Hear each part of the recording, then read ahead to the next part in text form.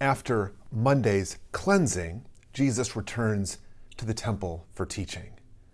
His authority is questioned by the chief priests and scribes, the people with the credentials, right? But notice how he responds to them by inviting them to acknowledge how compromised their moral and social authority is. And then Jesus tells a parable of rejection. Right? Verse 19, it says, when the scribes and the chief priests realized that he had told this parable against them, they wanted to lay hands on him at that very hour, but they feared the people. Notice how this compromises them. They react as if to murder Jesus for the insult, but fear the people. And remember, they had wanted to kill him before this. So it's saying they wanted to put their hands on him then, right then. But they couldn't because they were afraid of the people. They have no moral authority. Look at how they react to Jesus and their own people. Then the chief priests and scribes send spies to trap Jesus. Now, this is the famous coin moment, right? Often used today to defend the separation of church and state. But in a context of a fused church and state, what Jesus actually does is reveal the idolatry of nationalism. This too confounds the spies because it, again, reveals the moral and social compromise of the powerful. And then, after that, the Sadducees jump in to offer a question in bad faith. They're asking Jesus to clarify an argument they wouldn't believe regardless of the answer. And Jesus responds by answering in good faith in a way the Sadducees themselves would agree with. And then Jesus concludes with his own question of authority, precisely the relationship of King David and the Messiah, which calls directly into question the notion, right, that military might and supremacy and a patriarchal monarchy would bring the kingdom of God rather than follow it.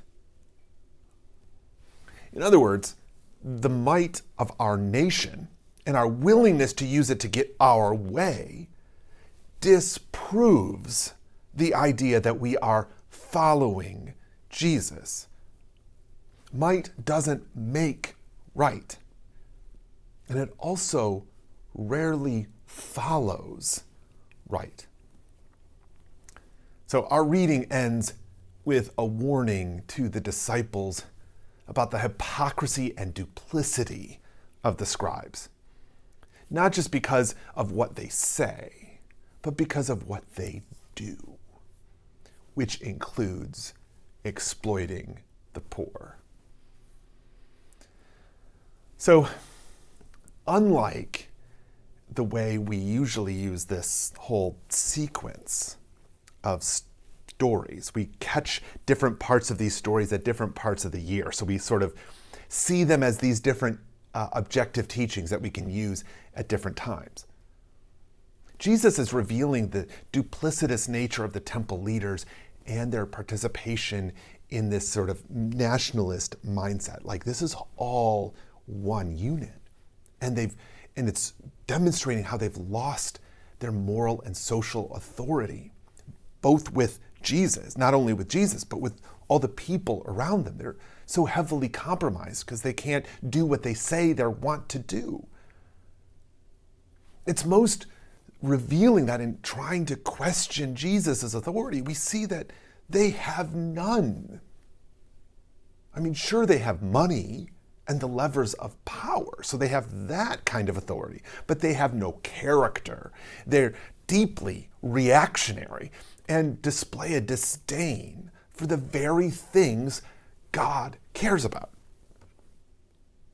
So the challenge for us today is not so much that we lack resources in the US to eliminate poverty, for instance, right?